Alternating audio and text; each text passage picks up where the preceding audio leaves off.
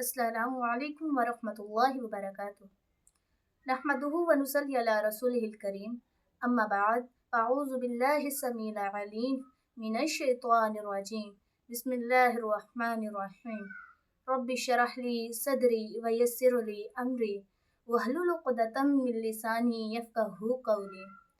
آج ہم اللہ رب العزت کی خاص رحمت و توفیق کے ساتھ سورۃ البقرہ کی آیت نمبر 9 کی تفسیر بیان کریں گے۔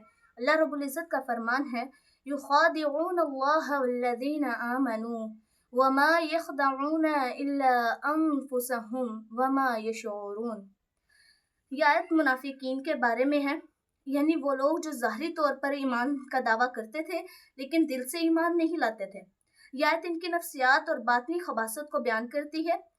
یخادعون اللہ والذین آمنوا، منافق اپنے منافقانہ رویے سے یہ سمجھتے تھے کہ وہ اللہ اور مومنین کو دھوکہ دے رہے ہیں۔ اللہ کو تو کوئی دھوکہ دے ہی نہیں سکتا، کیونکہ اللہ دلوں کے حالات جاننے والا ہے۔ اللہ علیم بذات الصدور، مومنین کو بظاہر دھوکہ دیا جا سکتا ہے مگر مستقل طور پر نہیں۔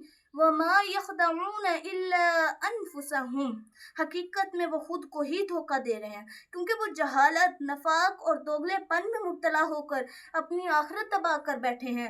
وما یشعرون، انہیں اپنے اس عمل کا شعور، احساس اور ادراک نہیں ہے۔ وہ یہ نہیں سمجھتے کہ ان کا نقصان کس قدر شدید ہوتا ہے۔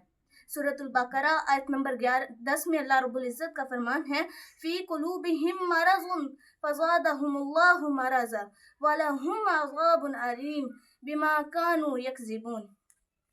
فی قلوبہم مرض، یہاں مرض بیماری سے مراد نفاق، شک، حسد، کفر اور دین سے بغض ہے۔ یہ دل کی وہ بیماری ہے جو انسان کو حق قبول کرنے سے روکتی ہے۔ فزادہم اللہ مرضا، کیونکہ یہ لوگ ضد، تکبر اور جھوٹ پر قائم رہے، اسی لیے اللہ تعالیٰ نے ان کے دلوں کو اور زیادہ سخت اور گمراہ کر دیا۔ یہ سزا عدل کے ساتھ ہے، کیونکہ انہوں نے خود ہدایت کو رد کر دیا۔ وَلَهُمْ عَذَابٌ عَلِيمٌ، ان کے لیے دردناک عذاب ہے، یعنی ایسا عذاب جو جسم اور روح دونوں کو تکلیف دے گا۔ یہ عذاب قیامت کے دن حساب و کتاب کے بعد دیا جائے گا، لیکن دنیا میں ان پر ضلالت اور بے چینی کو مسلط کر دیا جاتا ہے۔ وَمَا بِمَا كَانُوا يَكْذِبُونَ، اس کی وجہ یہ ہے کہ وہ جھوٹ بولتے تھے، اللہ، رسول اور اس کے دین کے بارے میں جھوٹ تراشتے تھے اور ایمان کا جھوٹا دعویٰ کرتے تھے۔ یہ آیت ہمیں کیا پیغام دیتی ہے؟ نفاق دل کی سب سے خطرناک بیماری ہے جو ایمان کو اندر سے کھا جاتی ہے۔ اللہ تعالیٰ ظاہری عمل نہیں بلکہ دلوں کی حقیقت کو دیکھتا ہے۔ اللہ تعالیٰ ظاہری اعمال کو تو دیکھتے ہیں اور ان کو اپنی بارگاہ میں قبول بھی کرتے ہیں۔ جھوٹ ایمان کے منافی ہے اور ایمان سچائی کے ساتھ جوڑتا ہے۔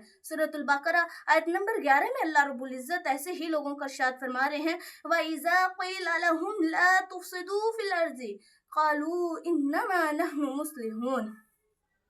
پہلے اس آیت کا سیاق و سباق سمجھ لیتے ہیں۔ یہ آیت بھی منافقین کے بارے میں ہے، جب وہ فتنہ، جھوٹ، دھوکہ یا مسلمانوں کے درمیان اختلاف ڈالتے تھے تو سمجھتے تھے کہ یہ اچھا کام کر رہے ہیں۔ تفسیر ابن کثیر میں موجود ہے کہ منافقین دوگلی زندگی گزارتے تھے، مسلمانوں کے سامنے مومن بن کر آتے تھے اور کفار کے ساتھ مل کر سازش کرتے تھے۔ جب ان کو سمجھایا جاتا تھا کہ یہ فساد ہے، یعنی جھوٹ، دھوکہ وغیرہ، تو کہتے ہیں نحن مصلحون، ہم تو اصلاح کرنے والے ہیں۔ یہ خود فریبی کی بدترین شکل ہے۔ ان کے نزدیک دھوکہ اور چلاکی ہی اصلاح تھی۔ اس آیت میں کن چیزوں کو ظاہر کیا گیا؟ منافقین کی باطنی خباثت کو ظاہر کیا گیا۔ منافقین دل سے کافر مگر زبان سے مسلمان، اور یہ دو رخا پن ہی اصل فساد ہے، مگر وہ سمجھتے ہیں کہ وہ سیاسی حکمت عملی سے امت کو فائدہ پہنچا رہے ہیں۔ حقیقت میں یہ منافق مسلمانوں کے دشمنوں کو خبر دیتے، اہل ایمان کو کمزور کرتے اور شریعت کی مخالفت کو مصلحت کا نام دیتے۔